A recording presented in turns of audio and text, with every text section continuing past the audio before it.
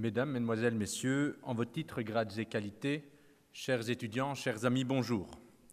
Quel honneur pour moi d'être à nouveau présent devant vous aujourd'hui, et ce pour la 3e année consécutive.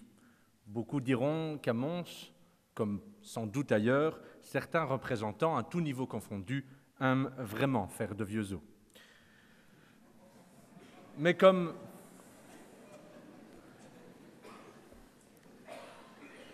notre honorable invité de ce jour, M. Plenel, le laissait entendre dans l'une de ses très nombreuses interventions, s'il y a du temporel dans la vie, il y a du spirituel dans l'engagement, et c'est sur cette vision très spirituelle que nous en resterons là. Tout d'abord, je souhaiterais féliciter les autorités académiques dans le choix de leur docteur honoris causa, ou plutôt de notre docteur honoris causa. En effet, quel acte fort que celui de désirer honorer l'un des hommes qui travaille le plus activement à rendre une transparence à un domaine aussi flou que le journalisme. Lui qui se doit de combattre un obscurantisme grandissant dans un environnement socialement à la ramasse. Il serait donc très peu honorable de notre part, dans ce contexte, que de nous attarder à attendre plus de la société lorsqu'ailleurs, d'autres n'ont tout simplement rien. C'est pourtant notre rôle que de le faire, et à ce titre, je souhaiterais, au nom du Conseil étudiant de l'Université de Mons, remercier l'ensemble des étudiants et des jeunes qui s'investissent dans l'amélioration de leur enseignement et de la société, elle qui en appelle à beaucoup plus de voix. Et de ces engagements, qu'ils soient étudiants, qu'ils soient académiques ou même politiques, naissent de très belles avancées. C'est le cas notamment du refinancement de l'enseignement supérieur dans un contexte au sein duquel il semblait être une bouche d'air pour un environnement à l'agonie. C'est le cas aussi de l'amélioration du contexte de notre enseignement avec l'accès plus grand pour certains étudiants à une réussite toujours plus conséquente. C'est un message sage que de dire que le souhait d'une société est d'œuvrer à donner les moyens suffisants pour son enseignement, même si malheureusement l'investissement ne coïncide pas toujours avec la réalité du terrain. En effet, nos auditoires se remplissent, nos étudiants se voient contraints bien souvent à se juger les uns les autres, à s'évaluer les uns les autres, souvent victimes de décisions aberrantes qui ne laissent entrevoir rien de positif pour leur avenir. Quel est le gain de ces étudiants appartenant à notre société ? Eux qui se voient contraints à en venir à accepter les lois d'un marché qui n'a rien à faire dans le cadre de leur apprentissage. Nous n'attendons pas que nos auditoires deviennent des lieux de compétition. Nous souhaitons que notre enseignement puisse être un lieu où se prône le partage, l'entraide et la solidarité.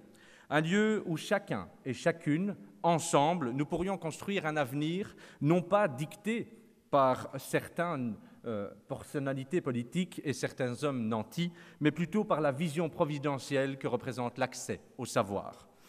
Notre enseignement se doit d'être l'acteur premier de notre société, un acteur pour lequel des moyens doivent lui être accordés sans pour autant que ceux-ci soient tributaires d'attention politicienne.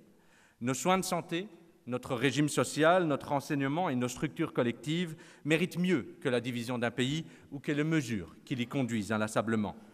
Le cas des étudiants en médecine n'est qu'une goutte d'eau dans un vase qui semblait déjà bien plein.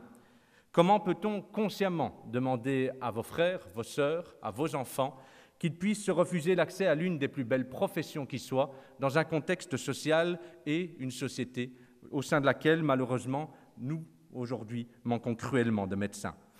En témoigne le regard aussi que nous portons aujourd'hui sur l'accès à notre enseignement pour des étudiants d'origine étrangère. Eux qui sont une richesse pour notre enseignement, sans doute pas comprises de la même façon par l'ensemble des acteurs sur le terrain. Malgré tout, d'autres actions furent entreprises au cours des derniers mois et à ce titre, nous pourrions dire que notre enseignement est un peu plus joli aujourd'hui qu'hier. Cependant, tout comme pour nos conjointes et conjoints, nos époux et épouses, on estime que quand quelque chose est bien plus joli, c'est sans nul doute qu'il ne l'est pas assez. Aujourd'hui, de nombreux défis se retrouvent entre les mains des acteurs politiques, mais aussi et surtout des citoyens. Un monde politique qui doit à nouveau se rechercher dans un contexte où lui aussi semble être à l'agonie, embourbé dans des combats futiles, à des déplacements d'idéologie programmés à l'équivalent de larges séquences publicitaires. Les citoyens, le peuple, en général, attend souvent bien moins que l'image qu'on tente de donner. Ceci nous conduit à nous demander comment ne pas se positionner sur la situation à laquelle nous sommes confrontés. Un cadre social où les revendications identitaires se heurtent au développement d'amalgames et parfois d'actes de violence. Une évolution de ce que l'on appelait communément des crimes, un terme délaissé au plus profitable et sensationnel terme attentat. Lui qui est préféré est sans doute plus à même d'attirer le regard vers des médias plus avides de sensations que de longs travaux journalistiques. Comment une société peut en arriver à cela ? Pour reprendre à nouveau une phrase de notre très cher invité de ce jour, il ne suffit pas de partager un patrimoine commun, encore faut-il vivre dans le même monde. La réalité sur le terrain semble dicter l'idée que nous ne vivons pas dans un même monde. Confronté à ce type de constat, je ne peux, comme beaucoup d'autres étudiants, ne pas y porter d'attention. Il y a dans ce monde un intérêt qui malheureusement encore aujourd'hui ne tend pas à être commun à tous.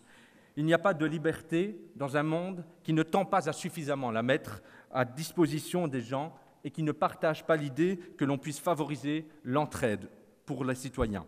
Il n'y a pas d'égalité si ce n'est dans des textes qui ne tendent pas à suffisamment la mettre en pratique. Il n'y a pas de fraternité si ce n'est dans le regard que l'on porte à un étranger que l'on connaît depuis bien longtemps, parfois trop longtemps, pour en connaître les origines et son histoire. Alors, quel est le rôle de nos médias dans ce tumultueux travail de compréhension du monde ? Quel est le rôle d'une actualité que nous, citoyens, préférons négative et tout simplement violente et inhumaine ? Nous ne sommes aujourd'hui que le triste reflet de nos médias, ou peut-être que ceux-ci n'en sont en réalité que le triste reflet d'une société où les citoyens préfèrent l'individualisme, l'enfermement et la peur d'autrui. Préférant sans doute défendre des parts de marché plutôt que la beauté du métier de journaliste, certains d'entre eux aujourd'hui privilégient l'usage donc de ces images violentes et de ces séquences violentes.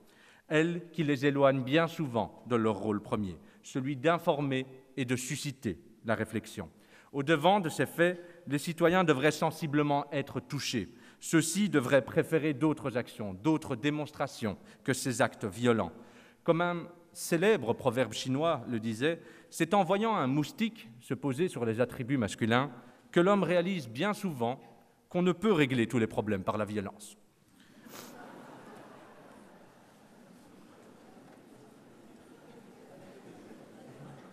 Sur ces mots, merci. Sur ces mots, je finirai par prôner auprès de tous l'intérêt que nous avons à devoir comprendre les choses pour mieux les appréhender. Appréhender les choses pour mieux vivre avec.